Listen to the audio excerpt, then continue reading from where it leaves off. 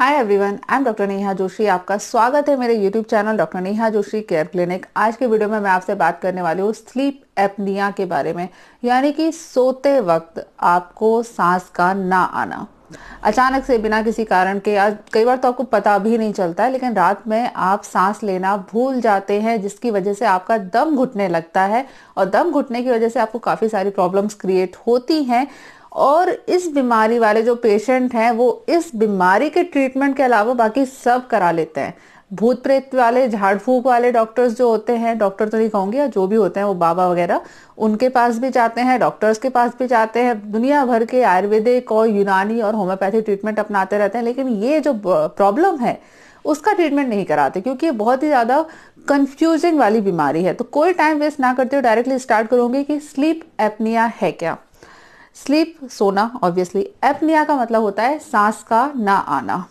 हमारी बॉडी में जैसे ही ऑक्सीजन की कमी हो जाती है, जब हम प्रॉपर तरीके से सांस नहीं ले पाते हैं, ये कंडीशन एपनिया कहलाती है।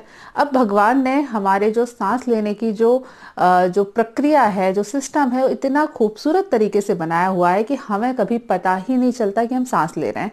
मैं आपसे बात कर रही हूँ, लेकिन मेरी जो सांस लेने की जो एक्टिविटी है, मेरे लंग्स का फूलना, फिर सिकुड़ना, ईसोफेगस का मूवमेंट होना, फिर ट्रैकिया का मूवमेंट होना, उनके ऊपर स्टेप बाय स्टेप दोनों का एक तरीके से, मतलब क्योंकि ये दोनों बिल्कुल आपस में जुड़े हुए रहते हैं और उनकी जो तकनीक होती है, जो एक्टिविटी होती है, बहुत ही ज़्यादा कॉम्प्लिकेटेड होती है। लेकिन ये चल रही है, आपको पता नहीं है और फिर भी चल रही है। भगवान ने इतना खूबसूरत तरीके से बना रखा है।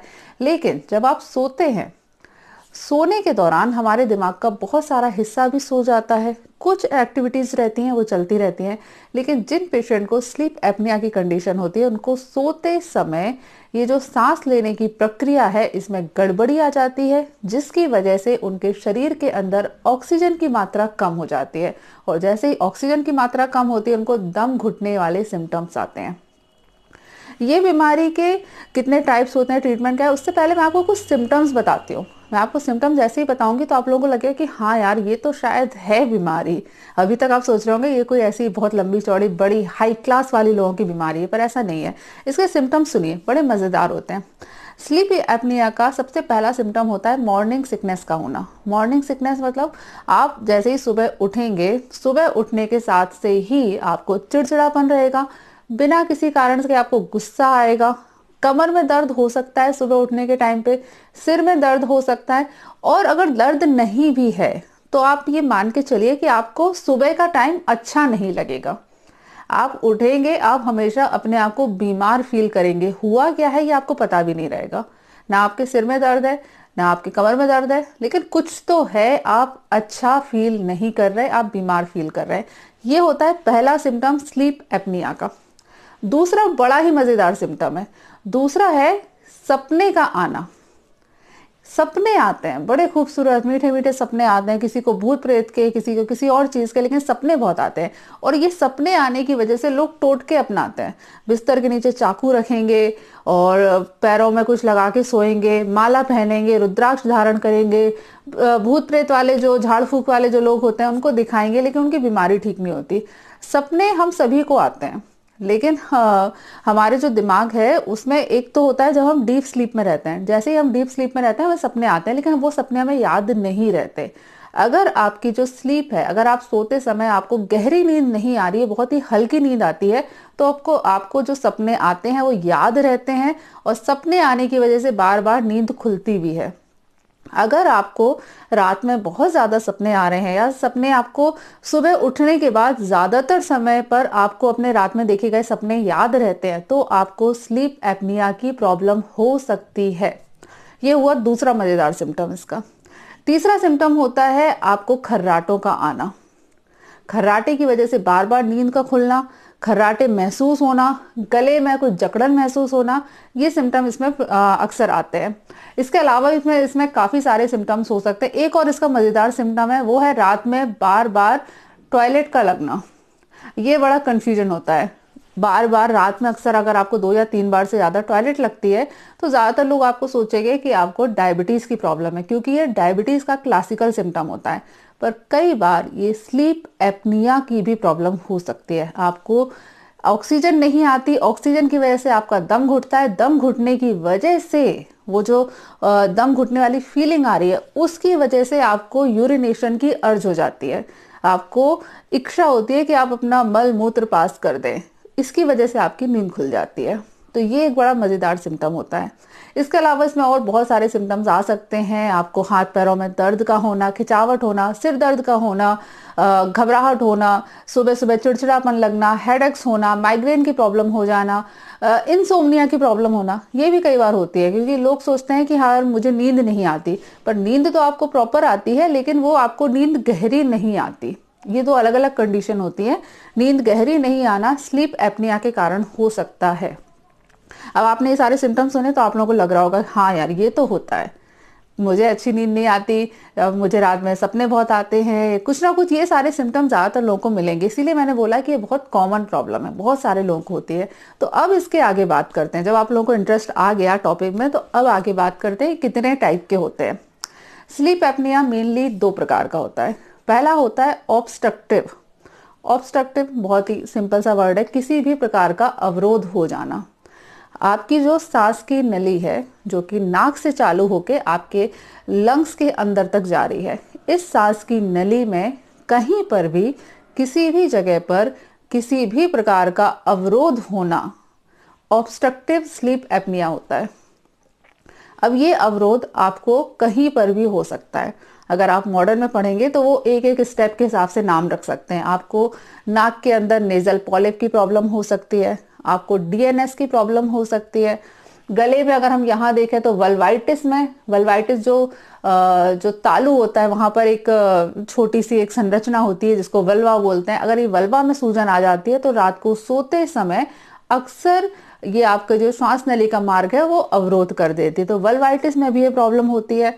टॉन्सिलाइटिस में अक्सर ये प्रॉब्लम होती है क्योंकि काफी जो टॉन्सिल्स हैं वो रात में सोते समय उनके प्रेशर की वजह से सांस नली के अंदर दिक्कत आती है।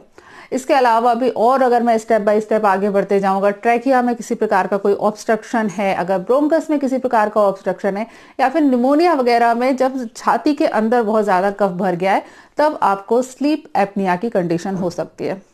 तो फिर से कॉमन शब्दों में बता दूं, पूरे आपकी श्वास नली में नाक से लेकर चेस्ट तक इस पूरे सांस नली में कहीं भी किसी भी प्रकार का अवरोध है तो आपको स्लीप एपनिया हो सकता है।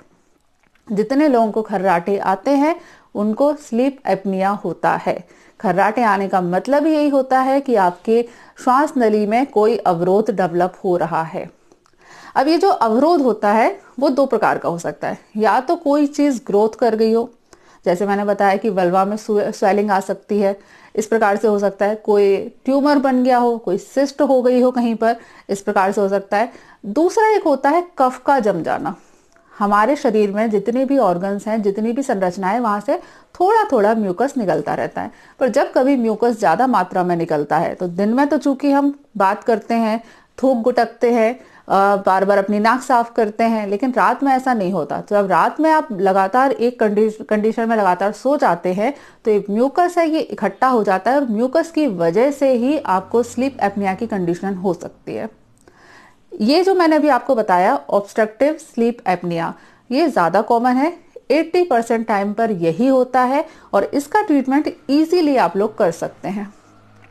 दूसरा जो प्रकार होता है वो होता है central sleep apnoea. Central sleep apnoea का मतलब है सेंट्रल नर्वस सिस्टम, यानी कि ब्रेन, जो कि आपकी सांस लेने की गति को या सांस लेने की प्रक्रिया को मॉनिटर करने का काम करता है, उसको करवाने का काम करता है। यदि दिमाग के किसी भाग में किसी प्रकार की कोई दिक्कत हो जाए तब आपको सेंट्रल स्लीप एपनिया हो सकता है, यानी कि दिमाग आपके सोते समय पर आपकी सांस लेने की प्रक्रिया को प्रॉपर तरीके से नहीं करवा पाता।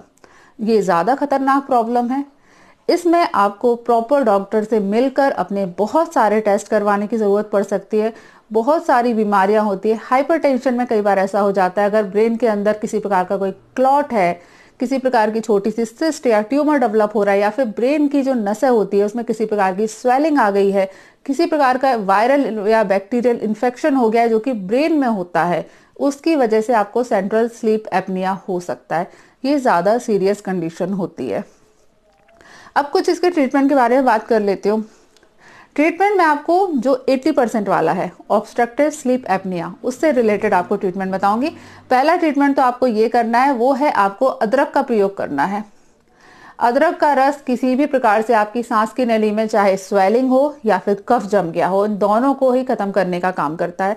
तो आपको अदरक का रस 5-5 ml की मात्रा में दिन में 2 बार सुबह शाम खाना खाने के बाद आपको प्रयोग करना है। ये हुई पहली होम रेमेडी। दूसरी होम रेमेडी है, वो एक आयुर्वेदिक मेडिसिन है, वो है महालक्ष्मी विलास रस, नारदीय। नारदीय का प्रयोग करना है, नॉर्मल महालक्ष्मी विलास रस का प्रयोग नहीं करना है। नारदीय महालक्ष्मी विलास रस ये टैबलेट फॉर्म में आता है। इसकी 2-2 टैबलेट सुबह शाम खाना खाने के बाद गर्म पानी के साथ या फिर शहद और घी के साथ मिलाकर आप लगातार 1 महीने तक प्रयोग करेंगे तो आपके श्वास नली में किसी भी प्रकार का कोई भी ऑब्स्ट्रक्शन है उसमें आपको फायदा हो जाएगा। ये 2 चीजें हुई। तीसरी चीज है काली मिर्च का प्रयोग करना है। काली मिर्च मैंने आपको कई बार बताया है, जो कितने भी छुपे हुए दोष रहते हैं उनको शरीर से बाहर निकालने का काम बहुत ही ज्यादा अच्छे तरीके से करती है। काली मिर्च के 5 से 7 दाने आपको 1 गिलास पानी में उबालने हैं। करीबन 6 से 7 उबाली आ जाने पर आप इसको छान लीजिए और हल्का गुनगुना गुनगुना आपको इसे पीना है।